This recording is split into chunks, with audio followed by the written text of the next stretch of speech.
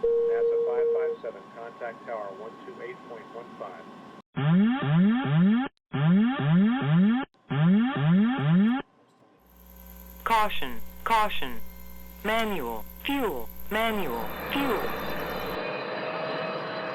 I'm John Goglia. I'm Greg Feith. And I'm Todd Curtis. And we are the Flight Safety Detectives. Between us, we have over a century of aviation accident investigation and safety experience to draw on as we discuss issues that affect all of us. So we are qualified to share our perspectives on accidents and incidents and what can be learned from them for the future. We're proud to say that we have two sponsors that really relate to the topic of aviation safety: the Professional Aviation Maintenance Association, or PAMA, and Avemco Insurance. Later on in the show, we'll tell you how you can get a 5% discount on your insurance just for listening to the show. We don't just dissect the official reports. In every episode, we identify safety issues and take the mystery out of accident investigations. So maybe pilots and their planes can have safer flights ahead.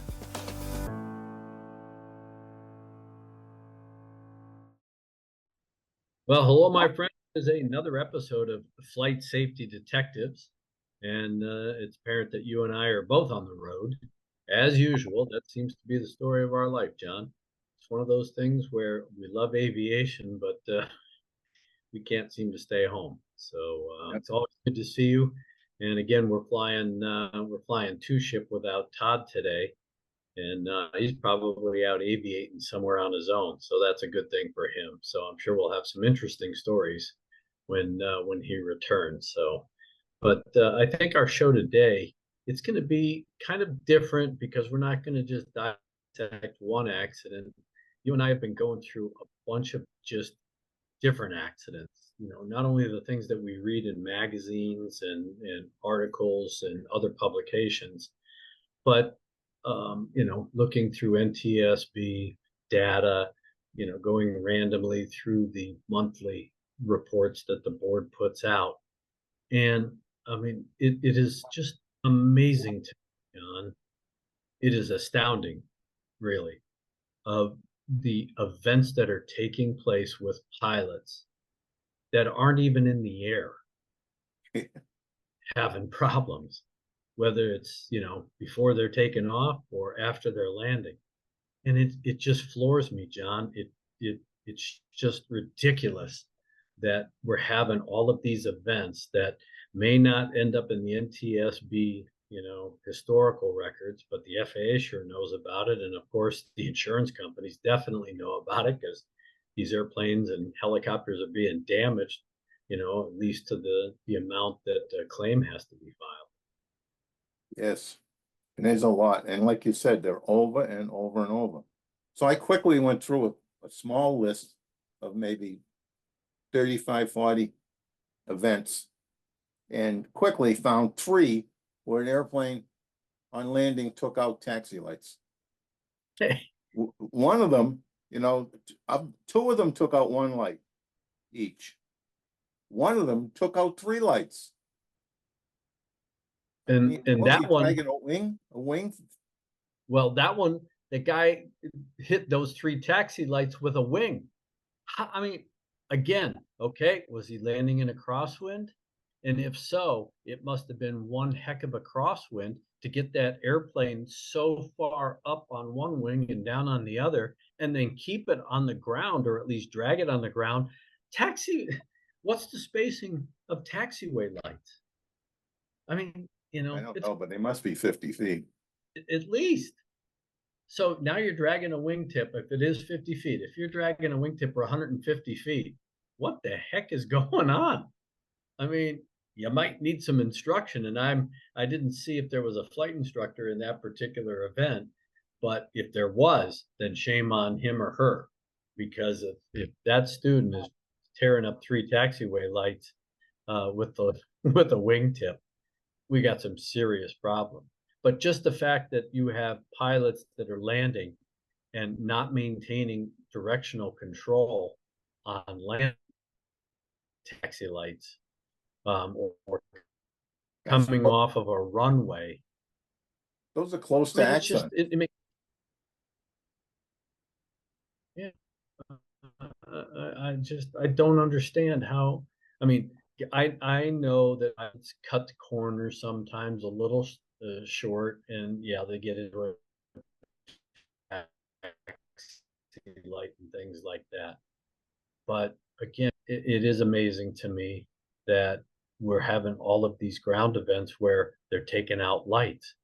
I mean, we have a yellow stripe that's painted in the center of a taxiway. We have a center line that's painted on a runway.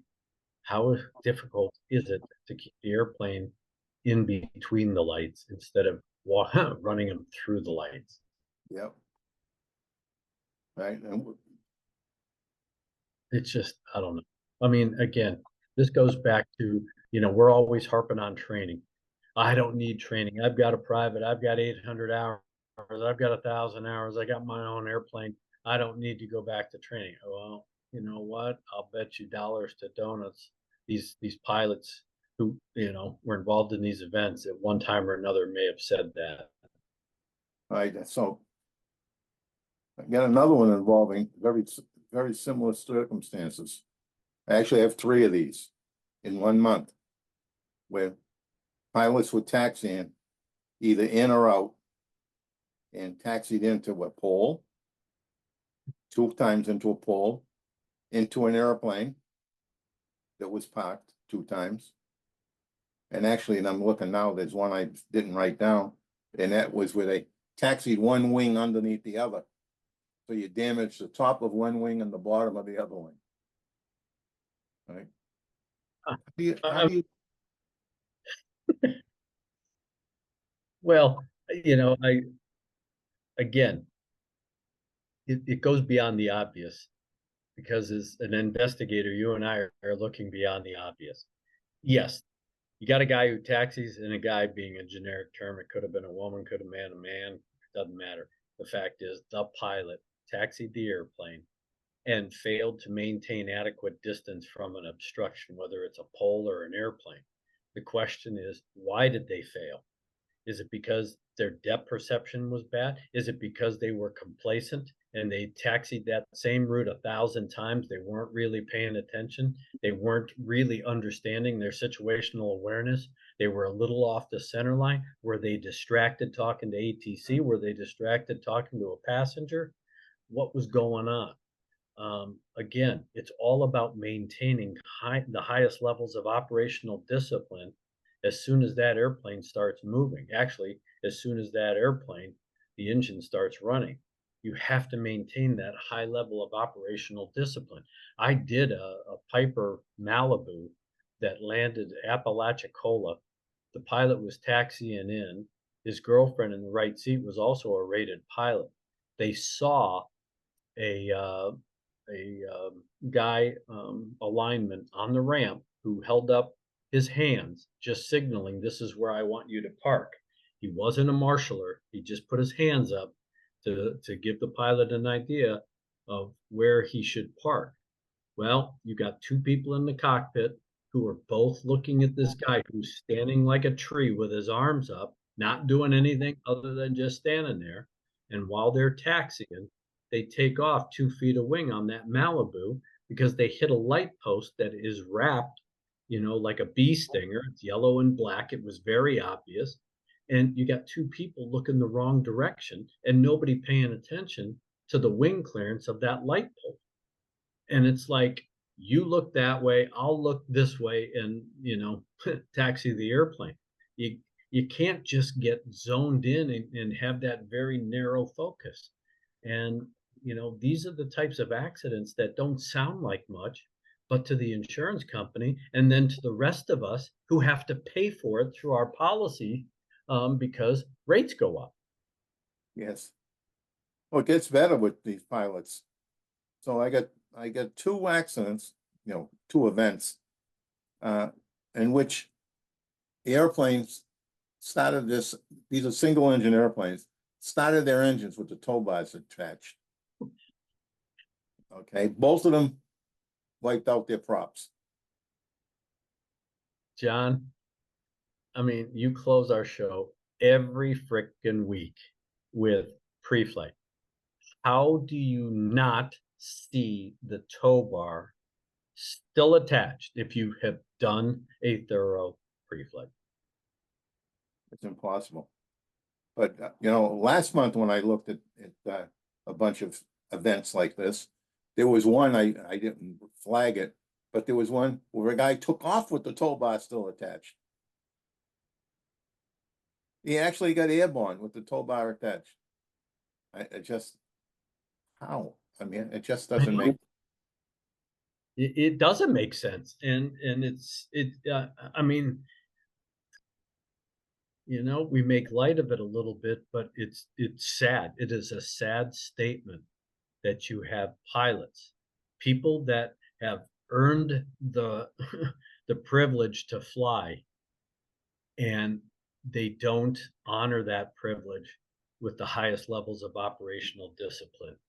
I mean, again, those events, it's not like, okay, I missed a radio call, because I've missed radio calls too. I got tied up, looking at an iPad for new weather or programming a new flight plan or whatever. Okay, I missed a radio call.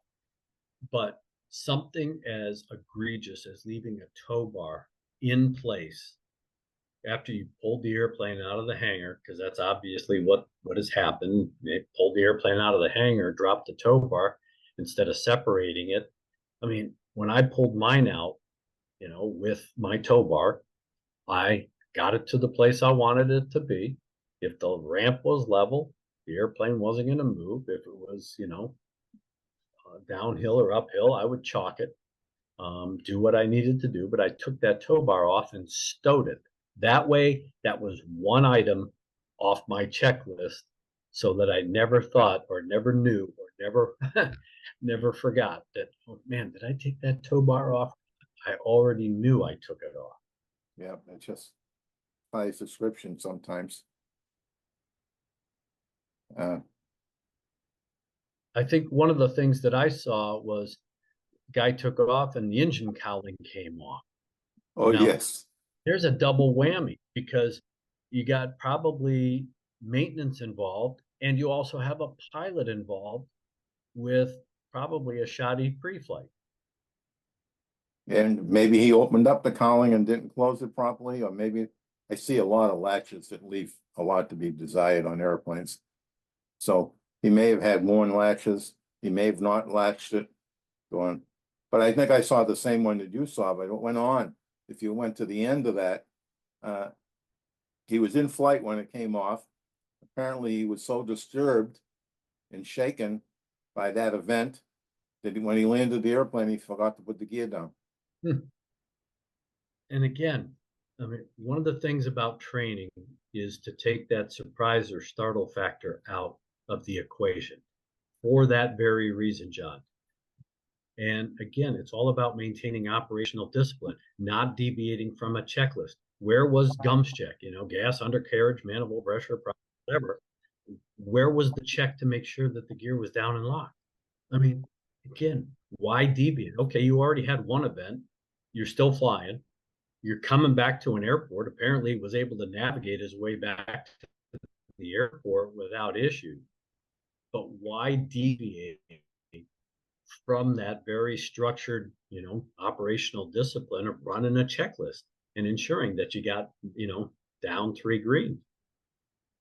That's the other thing. I don't know. I mean, a lot of these single engine accidents, these guys use memory items for everything instead of a checklist.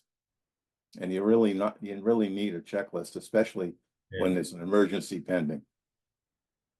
Yeah. Well, that show that we did about the Piaggio, if you recall, that event with the director of maintenance that eventually went to jail. But in that, one of the things that the board noted in that particular accident, because they got it off the cockpit voice recorder, and that was that flight crew had failed to set the speed bugs. And so when they're blasting down the runway, the first officer noted that there weren't any speed bugs for calling, rotation. He did it from memory from a previous flight. I mean, instead of just, calling a halt to the whole show and let's try this again, They just went on with a bad situation.